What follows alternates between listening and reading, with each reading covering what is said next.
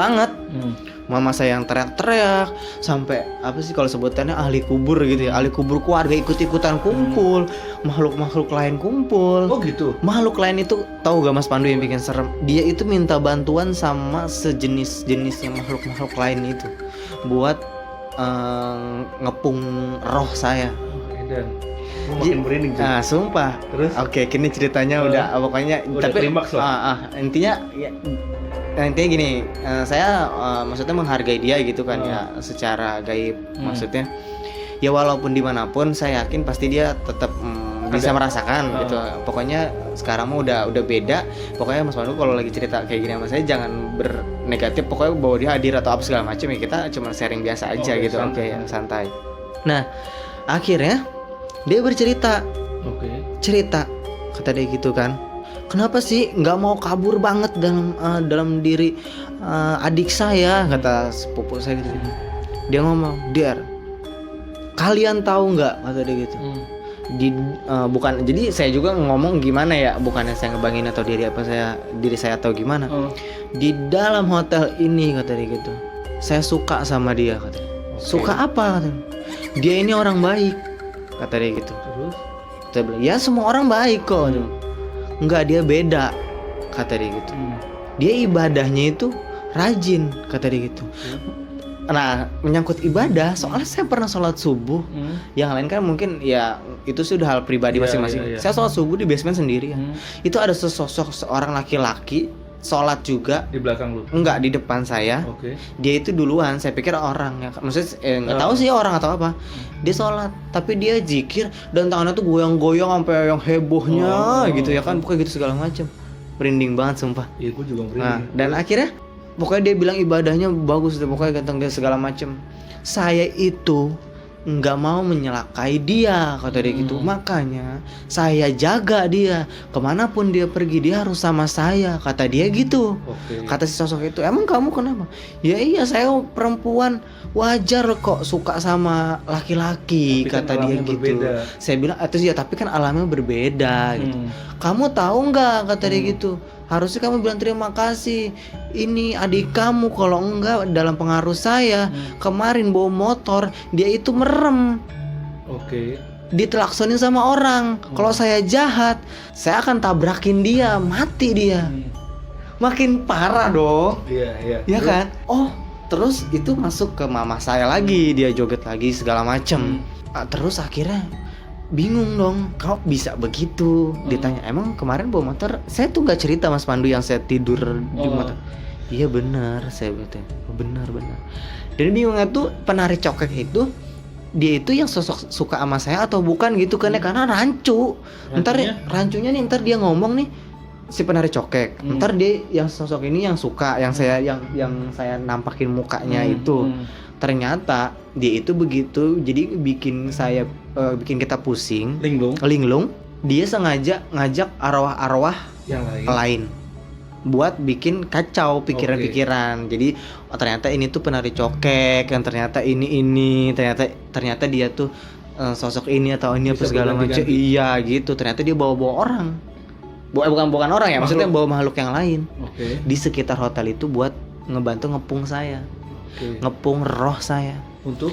Ya karena dia suka yang si cewek. Jadi yang sebenarnya tuh si yang bikin ngundang cokek apa segala macam pengaruh itu yang muka, yang kalau setiap saya ngaca muka cewek wanita. Nah itu dia si cinci itu.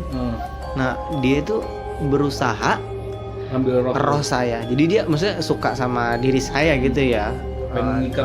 Jadi kalau kata kita mau dipacarin atau apa segala macam gitu. Dan jika orang yang bisa melihat diri roh saya itu kalau di saat saya lagi sakit diikat seperti disalib. Karena apa?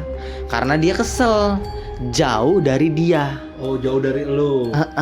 Sorry, bukannya saya mau apa gimana. Karena dia itu penunggu di hotel itu di lantai 1. Terus? Jadi kalau saya pulang, kan otomatis itu jauh dari tempat tinggal dia. Nah, jadi saya diikat. Roh lu yang diikat. Gitu. Itu diikat. Nah, saya bingung dong. Kenapa saya sampai parah segala macem? Oke deh. Saya ngekos. Saya di kosan terus. om saya wanti-wanti, tapi lu di kosan juga nggak bisa bengong begitu aja, kata dia gitu. Takutnya terjadi apa-apa gitu kan, segala macam.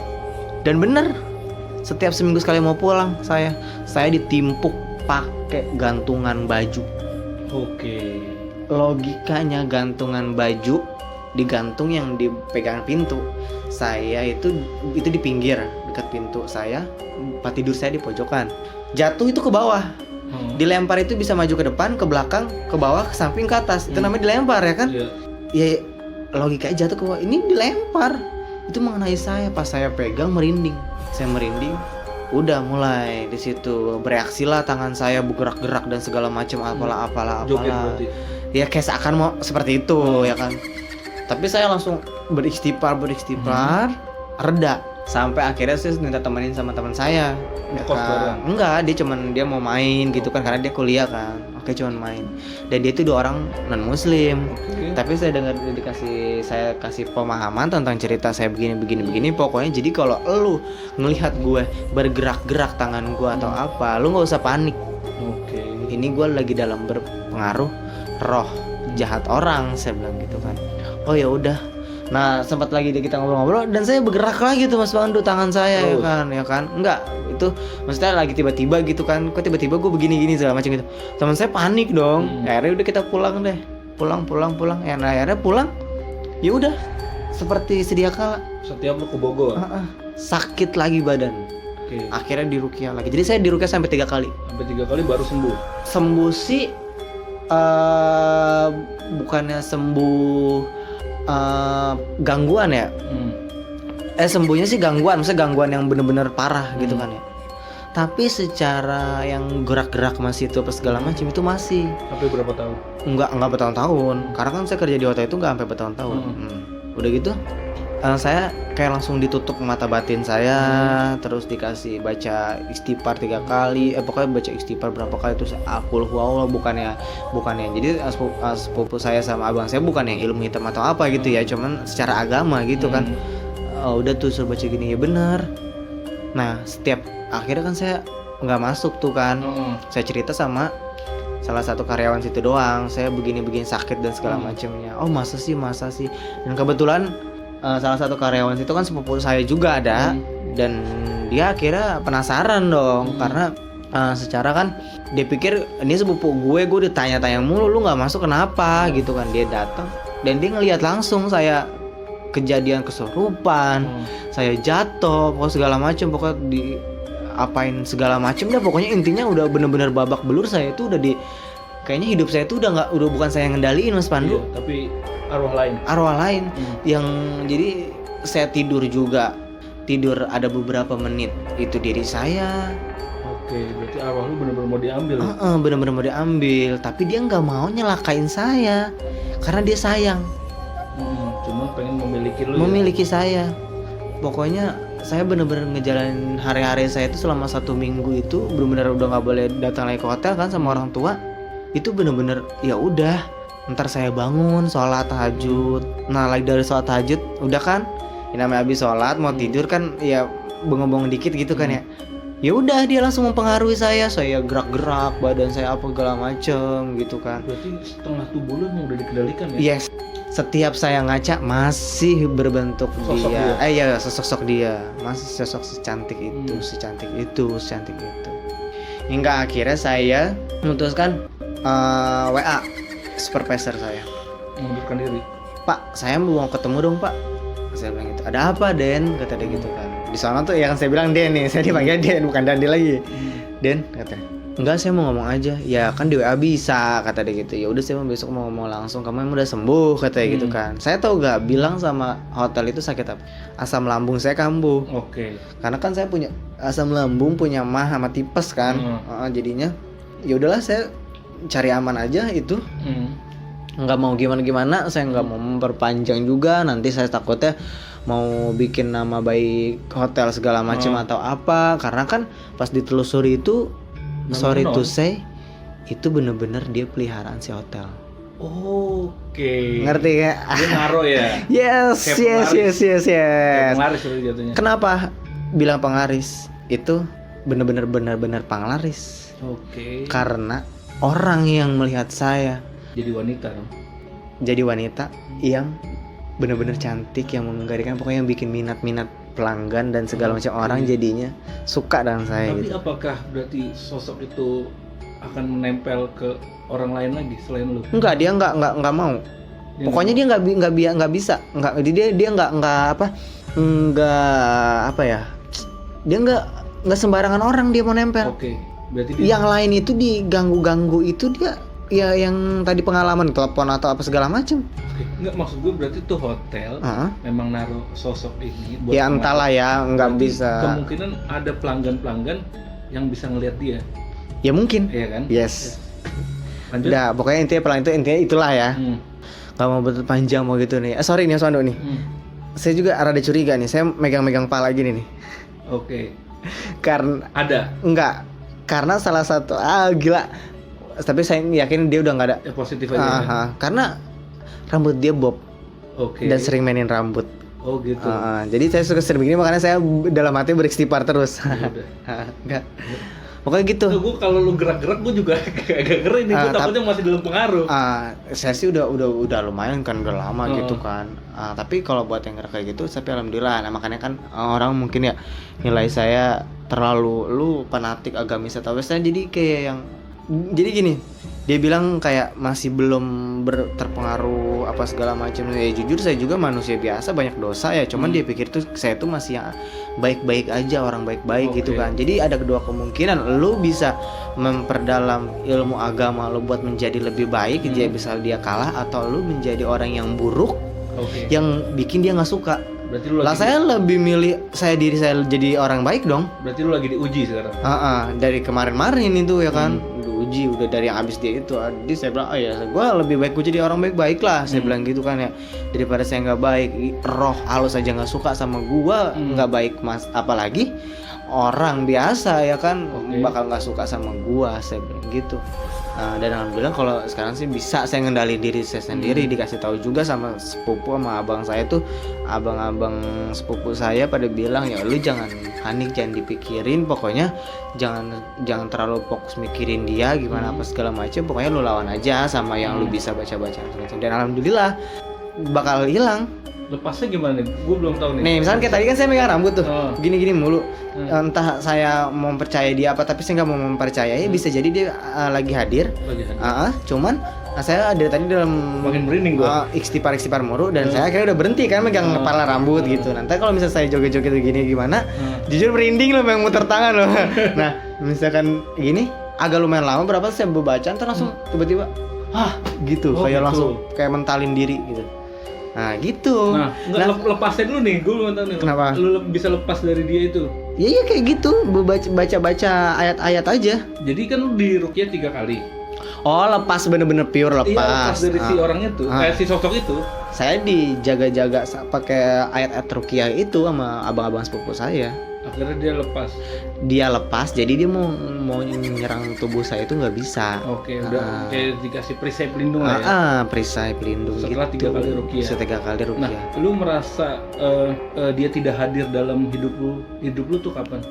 Itu pas apa ya? Pas saya udah mulai nggak tangan-tangan bergerak ya kan, nggak megang-megang rambut, saya ngaca udah bukannya wanita lagi. Terus kan saya udah keluar dari hotel itu kan. Nah lucu lagi nih, saya cerita kasus saya ini ke supervisor saya kan. Saya tuh lagi ada acara di atas ngurusin anak-anak ceweknya mau ada beauty class. Kenapa Den? Kenapa? Saya lagi ada mau persiapan beauty class, tapi bapak penting banget pak, saya mau ngebalikin seragam. Lah kenapa? Kata dia gitu. Saya mau resign. Saya ngobrol di tempat absen, tempat meja dia. Terus saya ceritain semuanya, dan dia percaya, dan dia juga yakin bahwa ada dunia. Dunia gaib ya kan. Soalnya gue jujur aja, gue pas ngeliat ketemu lu, gue agak merasa berbeda. Berbeda dalam arti lu itu sosok, maksudnya gini, kepribadian lu laki-laki apa setengah. Gue masih ngeliat tuh kadang-kadang masih ada itu, sisi perempuannya. Nah itu makanya saya masih jadi apa ya, bukannya jadi ini, saya masih suka ini masih pengaruh atau enggak gitu. Itu dia. Gue pertama lihat lu, ya kan, lu kayak masih punya sisi feminim. Nah, tapi gini loh. Enggak, gue mau nanya dulu. Apakah sebelumnya lu seperti itu? Enggak. Oke. Jadi kalau ya maksudnya feminim atau segala macam enggak ya, kalau misal kita kayak bercanda atau gacor gitu mah ya ngobrol-ngobrol ya wajar, maksudnya enggak ya. Tapi nah yang saya takutin gini Mas Pandu, orang menilai sisi feminim saya gitu, misalkan kayak ada feminim atau apa gitu kan ya, emang jujur orang itu emang sempat ada yang menilai kayak gitu, tapi dia bukannya lebih ke hasrat gua tertarik atau enggak, tapi dia lebih kayak feminim ini gini, lu laki tapi lu kok ini banget ya, apa sih namanya, kayak hal-hal yang ibarat kata menyimpang atau apa tuh lu tuh takut banget gitu kan ya. Takut banget gitu lah, jadi kayak seakan-akan kayak cewek gitu kan. Iya, kalau gue ngeliatnya enggak, kalau gue ngeliatnya pas gue ketemu sama lu, gue liat ini lu laki apa agak belok gitu ya kan. Soalnya dari cara jalan gue ngeliatnya agak feminim. Nah itu dia, makanya saya udah nggak mau mikirin hal-hal kayak gitu atau apa. Nah karena juga kan yang orang nilai itu, saya bilang kenapa emang lu nilai feminim gua apa? Saya bilang gitu, gini segala macam. Enggak, bukannya lu belok atau apa, enggak, lu mah feminim tuh ibarat kata masalah hati, maksudnya kayak lu peka sama hal yang kayak orang tua atau apa segala macam, dia yang tahu kepribadian saya tuh sebenarnya. Tapi kalau buat hal yang feminim gitu enggak, gua tahu lu bercandaan atau apa segala macam, kata bilang sebenarnya lu enggak kayak gitu, tadi gitu. Dan yang makanya saya jadi merinding lagi nih Mas Pandi ngomong kayak gitu, orang yang ngelihat saya di hotel itu kayak gitu Mas Pandu. Iya ya kan. Tapi saya berusaha nggak mau meyakini diri saya bahwa sesosok itu masih mempengaruhi saya. Jadinya gini, kalau orang menilai saya itu ya bodo amat, gua nggak ngerugiin lu atau apa, saya positive thinking gitu kan ya. Terjadi ya udah saya mah maksudnya mau orang menilai atau apa juga gitu ya. Karena apa? Bukannya saya baper atau gimana ya, itu mah terserah dia. Tapi nggak mau saya pikirkan itu, takutnya saya pikirkan dia makin datang lagi sosok itu. Soalnya gue kan baru tahu ceritanya ini, makanya gue baru tahu kemungkinan ya bisa jadi masih gimana ya, mungkin lo harus rukyah lagi atau gimana. Itu ya kan segala macam. Cuman gue baru tahu nih. Iya benar. Dan gue juga baru ngomong. Nah udah tuh, mungkin kalau saya bilang gitu, kata saya bilang ini, oke. Kalau buat orang nilai apa segala macam feminim atau gimana, nah kalau sampai berkelanjutan gitu kan ya, ya saya mah bodo amat gitu kan, udah urusan dia yang jalanin saya gitu. Cuman yang saya tekankan dalam diri saya gitu kan, kalau saya itu nggak ngerasa seperti itu, kalau saya ngerasa seperti itu, saya tuh takut terpengaruhi si sosok dia lagi.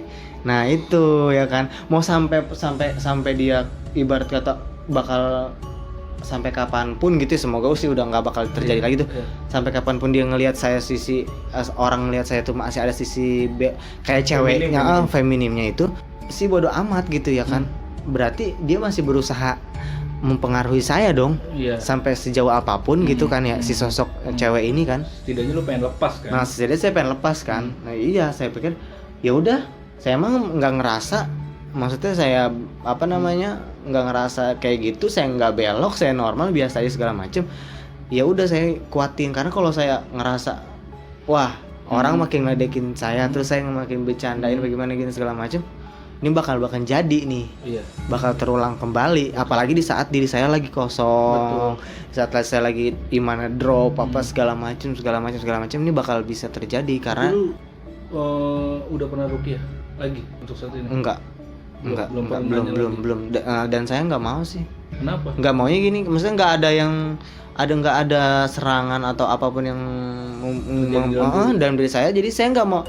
Emang kata abang saya tuh udah bilang jangan dipikirin, jangan dipikirin aja. Jangan dipikirin. Jadi saya makin dipikirin, semakin ngerasa terus kehadirannya gitu kan.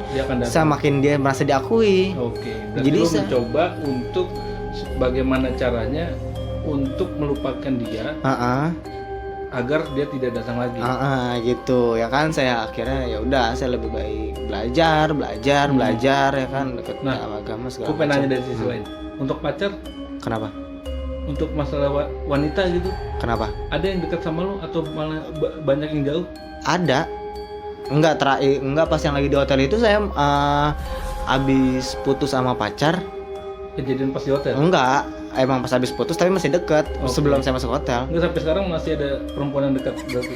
Oh, pas habis saya 2019 saya keluar dari habis hotel kan saya masuk bank ya. Nah, itu mah saya sekarang nggak pacaran bukan karena nggak suka, karena saya perdalamin agama. Nggak, gue takutnya kan kalau gue kan juga, jadi berubah ya. Jadi kan gue kan juga suka tentang hal mistis ya. Kadang ketika dia masih nempel itu manusia wanita maksudnya itu nggak bakal bisa deket karena dijauhin sama dia. Oke, deket sama, tapi dia enggak. Kan buktinya di hotel itu banyak cewek yang dekat sama saya. Jadi dia tuh kayak di kehidupan nyata lu mah gue nggak ngeganggu lu.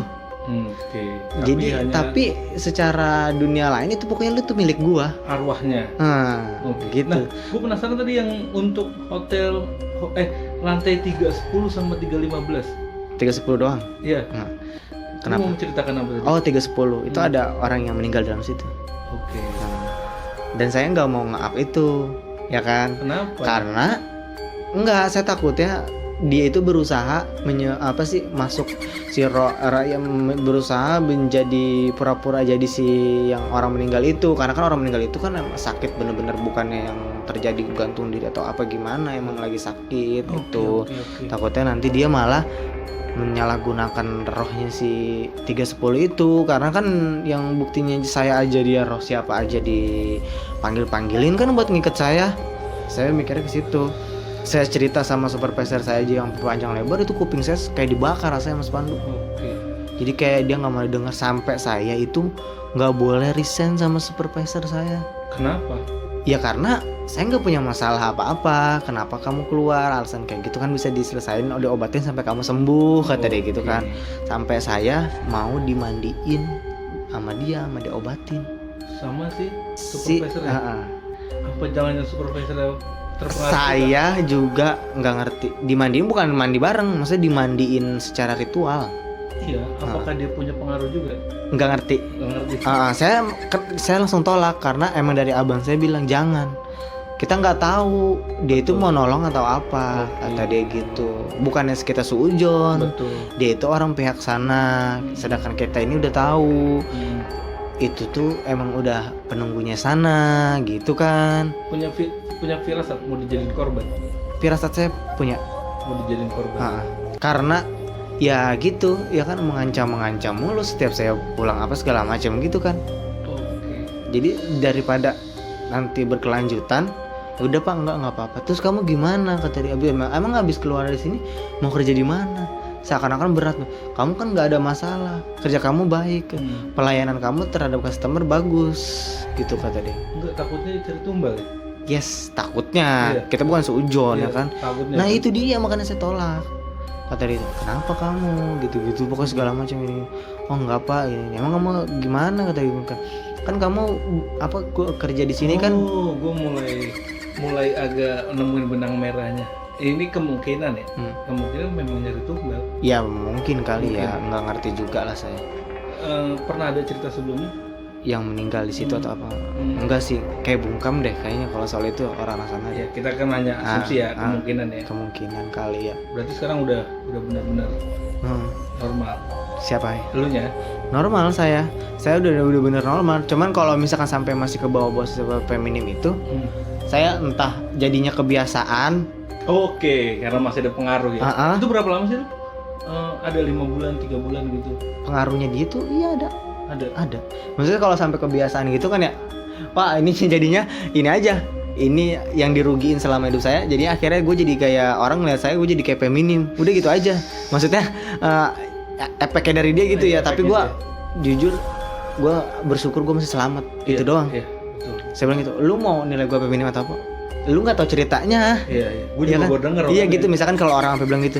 Terus kebenaran kan saya kan kayak suka aja kan di public speaking depan orang gitu kan, saya harus juga ikut parodi atau segala macam gitu kan, aktif. Jadi harus beberapa karakter saya mainin. Jadinya kadang-kadang karakter siapa kebawa juga kadang-kadang ya kan. Jadinya ya udahlah. Nah, cuman saya juga emang kepikiran itu doang. Jadi kebawa-bawa nih, tapi kalau ke bawah itu saya nggak masalah, cuman masih ketar-ketirnya, takutnya dia masih ke bawahnya mempengaruhi. Tapi alhamdulillah bersyukur semakin saya belajar agama, Enggak sih Mas Pandu. Cuman akhir-akhir ini jujur saya lagi kerja di sini, saya lagi ngerasa lelah banget. Lelah. Takutnya Kenapa? lelah banget, takutnya Enggak, tapi saya maksudnya takutnya sih ya bukan dia. sujon. Iya, takutnya cuman lelah kayak badan kayak ngerasa capek, lelah, remuknya tuh hampir mirip. hampir mirip. Hampir mirip doang, tapi saya positive thinking. Saya bikin gitu kan. Saya ngerasa kayak kecapean sih, soalnya saya diurut-urut sama yang sepupu sama abang saya sih nggak ada efek atau apa gitu. Capek biasa aja. Capek biasa doang, cuman ngerasa itu kayak gue jangan sampai nemu-nemu lagi nih. Takutnya tragedi itu muncul lagi.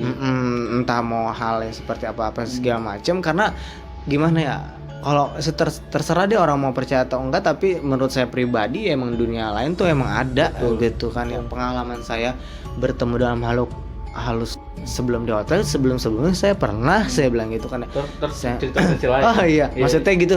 Jadinya saya mempercayai itu, maksudnya gitu. Orang mau nilai apapun gitu berlebihan, lu masa kalah sih sama setan gitu kan ya. Tapi kan memang ada. Nah, satu ada, kedua saya bisa lawan dengan keimanan saya, tapi satu yang saya nggak bisa lawan harus keluar. Hati dan pikiran orang tua saya di rumah. Oke. Ya kan, itu yang utama saya bilang gitu. Kalau dia udah ngerasa pikirannya kacau segala macam sakit, buat apa saya bilang saya senang-senang di sini kerja, gaji gede, saya bilang gitu kan, gaji kan lebih gede dari sini, pekerjaan enak. Pokoknya entah saya ngekos pulang sekali, buat apa saya bilang gitu kan ya.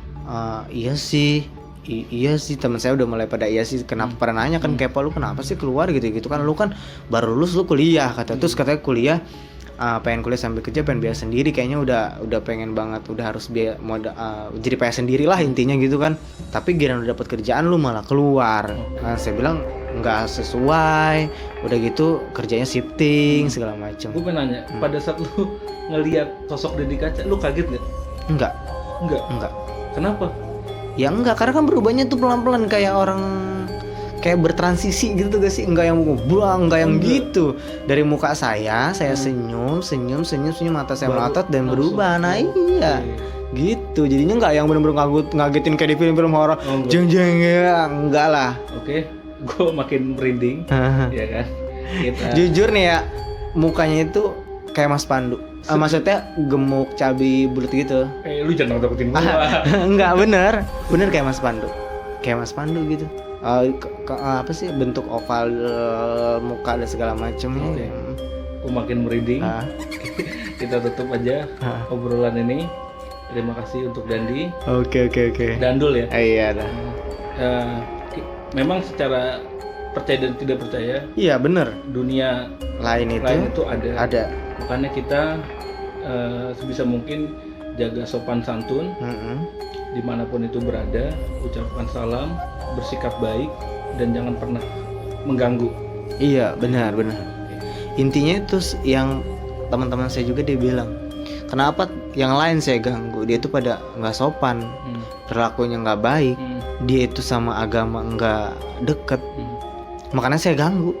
Kenapa ini anak saya suka dan sayang, katanya. Dia sopan, datang ke sini, dia rajin, kata dia gitu. Pokoknya segala macam. Pokoknya dia ngebanggain diri saya.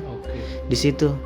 Jadi berusaha. Kalau mungkin gimana ya? Kalau orang yang dari keluarga yang kurang pemahaman atau apa, dirayu dengan embel-embel dia bilang mau ngejagain saya secara roh, mungkin bakal kalah Mas Pandu. Bakal ya udah jagain ya, yang penting jangan di apa segala macam gitu kan ya. Karena mungkin orang alhamdulillahnya keluarga saya pada paham gitu kan. Oh nggak bisa, ini udah lain cerita. Alam lu, alam gua gitu. Terima kasih untuk Dandul. Semoga cerita ini bisa memberikan pelajaran ya. Iya benar. Intinya sih ngambil pelajaran. Bahwa ada alam lain yang hidup berdampingan dengan kita. Iya benar. Terima kasih. Wassalamualaikum.